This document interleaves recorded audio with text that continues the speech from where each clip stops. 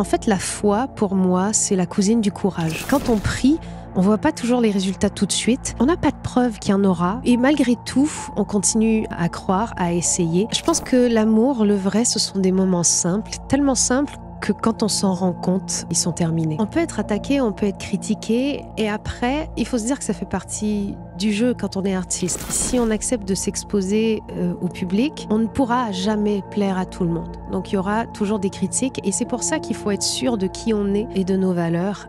Europe 1, 14h-15h, Cœurs et âmes. Grégory Turpin. Le 17 mai, la semaine prochaine, vous serez en concert à la basilique Notre-Dame. Vous serez en concert dans la basilique de Lisieux pour chanter les poèmes de Sainte Thérèse. Est-ce que c'est un rendez-vous que vous aimez particulièrement ? Il y aura près de 2000 personnes.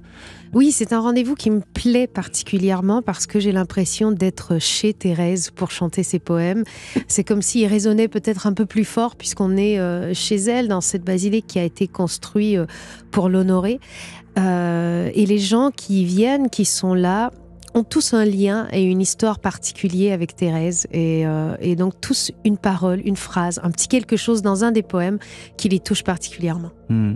Alors je serai avec vous et je serai très très heureux de partager ce moment. Oui. C'est pas la première fois qu'on chantera ensemble à Lisieux, mais justement quand vous avez découvert un peu les textes de cette sainte Thérèse de Lisieux, dont on va fêter le 100e anniversaire de sa canonisation, est-ce qu'il y a quelque chose qui vous a particulièrement frappé ? Je pense qu'au départ vous connaissiez pas tout à fait Thérèse.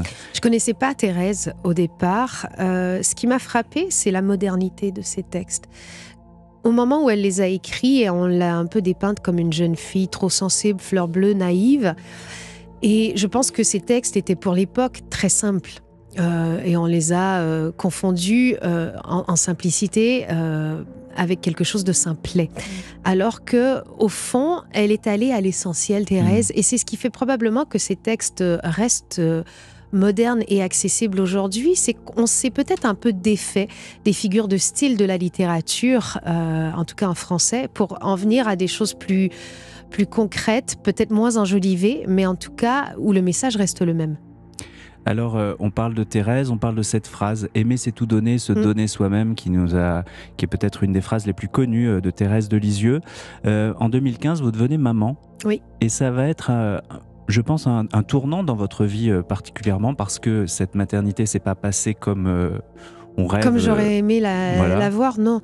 Ça a été une maternité tumultueuse puisque à 7 mois de grossesse, j'ai appris que mon enfant avait une pathologie cardiaque, qu'il y avait peut-être d'autres pathologies, donc j'attendais de savoir. Quand il est né, je devais accoucher dans une clinique. Finalement, j'accouche à Necker parce qu'il doit être pris en charge dès les premières minutes de sa naissance. Il a 4 malformations cardiaques. Si on a de la chance, il ne sera pas opéré tout de suite. On a de la chance. Il est opéré à l'âge de 4 mois, puisque les enfants sont un peu plus costauds et un peu plus résistants, donc ont plus de chances de survie à cette opération à cœur ouvert, pendant laquelle on va arrêter le cœur pour le réparer. Tout se passe bien pour son opération. Il revient sans pacemaker, sans décès, ce qui était quand même malgré tout des possibilités. Et aujourd'hui, j'ai un petit garçon qui est très, très dynamique, mais comme beaucoup d'enfants qui ont connu des débuts de vie particuliers, même si c'était dans ses premières heures, dans ses premiers mois de vie, ça reste un enfant qui a une soif de vie impressionnante et je pense différente des enfants qui naissent en santé. Et les médecins me disent qu'on observe ça en général chez ces enfants-là qui se sont battus pour rester en vie. Alors à ce moment-là, vous avez une carrière qui ne cesse de croître. Vous enchaînez les disques d'or, les disques de diamant. Vous venez de faire cet album, Thérèse, Vivre d'amour. Ouais. Et pourtant, en 2015, ça va marquer un tournant dans votre vie. Qu'est-ce que ça va transformer chez vous de manière vraiment profonde ? En fait, là, je ne crois pas que c'est la maladie de mon fils, je crois que c'est la maternité tout court qui transforme, la maternité ou la paternité nous transforme. Tout d'un coup, le monde qui a tourné qu'autour de notre nombril, de nos croyances, de nos besoins, va se mettre à tourner comme la lune autour de la Terre. On devient la lune et on tourne autour de ce petit être. Et notre envie, c'est qu'il soit heureux, qu'il grandisse, qu'il s'épanouisse. Donc forcément, il y a des choix que je ferai qui seront différents pour ma carrière, pour laisser une place à cet enfant. Oui, parce que je me rappelle à cette période, vous dites qu'il faut confier votre enfant à quelqu'un d'autre que les meilleurs chirurgiens. Vous avez choisi les meilleurs chirurgiens et pourtant... En fait, quand on est à l'hôpital, le jour de l'opération de Bichente, il va partir dans les bras d'une infirmière, il sera opéré, il est entre les mains d'excellents chirurgiens. Je ne peux pas l'opérer moi-même, donc je dois une première fois me détacher de cet enfant et réussir à le confier à quelqu'un d'autre. Et c'est pas le confier pour une journée quand on fait garder son enfant, c'est vraiment le confier, on va l'ouvrir en deux et arrêter son cœur. Et il y a 50% de chances qu'il reparte ou pas. Et c'est là où c'est particulier parce qu'un chirurgien, aussi doué soit-il, est humain. Et je ne peux pas demander à un chirurgien d'être plus qu'humain. Et donc, il a la possibilité de se tromper. Il a la possibilité de faire des erreurs, d'être fatigué, de s'être mal levé ce matin-là. Enfin, c'est un humain. Et donc, je ne sais pas le confier qu'aux mains d'un médecin. Je suis obligée de me retourner vers la foi, vers la spiritualité, pour avoir l'impression d'une plus grande protection autour de mon enfant, quand moi, je ne peux pas être là pour le protéger. Alors en ce moment, vous êtes en tournée, vous, à la fois dans les églises, aussi dans les salles, vous reprenez tout votre répertoire. Je pense qu'il y a beaucoup de monde qui aime vous voir sur scène. On vous voit comédienne en ce moment. C'est vrai, dans la série Léo Mattei, oui. On vous a vu vous essayer à la danse aussi. Exactement. Beaucoup de carrière pour une seule femme, je trouve. Mais vous avez dit une phrase qui m'a plutôt rejoint et je voulais vous demander... Je ne suis pas une sainte, mais je chante la sainteté. Vous avez dit ça quand vous avez parlé justement de ce projet Thérèse Vivre d'amour, de ces poèmes que vous chantez dans des églises. Ça vous caractérise bien ? Je pense que oui. Je suis pas une sainte. Et je pense que si les saintes m'intéressent, que ce soit Thérèse, Jeanne d'Arc ou Rose de Lima, ou enfin plein, puisque je suis en train de terminer la rédaction d'un livre sur 10 saintes qui me passionne, m'intrigue. Ce que j'apprécie chez ces personnes, c'est cette capacité justement à aller jusqu'au bout d'un truc malgré les doutes, parce qu'elles sont humaines, elles doutent. Et de voir qu'une sainte a pu douter, ça me fait aussi me sentir OK dans mes doutes de temps en temps. Et les étudier, voir pourquoi elles sont comme elles sont, ça permet peut-être de devenir un peu meilleure. Enfin, je ne deviendrai jamais une sainte. Je n'ai pas cette force morale et d'esprit. Mais en tout cas, je trouve qu'on a toujours la place, qui qu'on soit, à s'améliorer.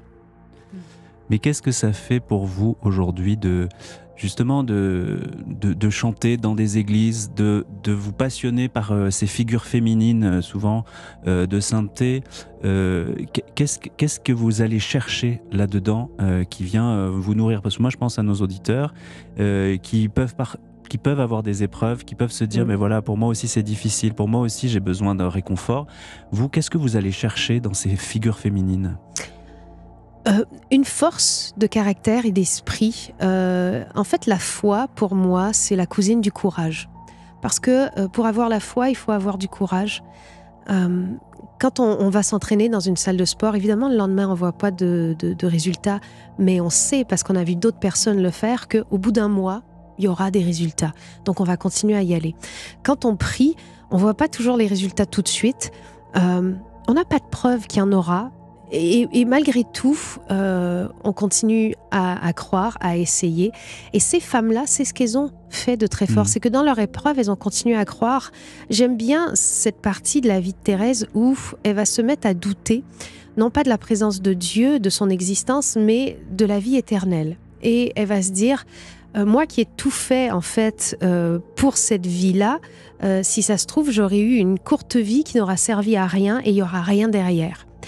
Et malgré tout ça, elle se dit, je vais continuer de servir Dieu. Et c'est en continuant de croire en Dieu et en continuant dans sa direction, malgré ses doutes, qu'elle va, en tout cas sur son chemin de la foi, se relever. Et je trouve ça assez exemplaire et assez intéressant.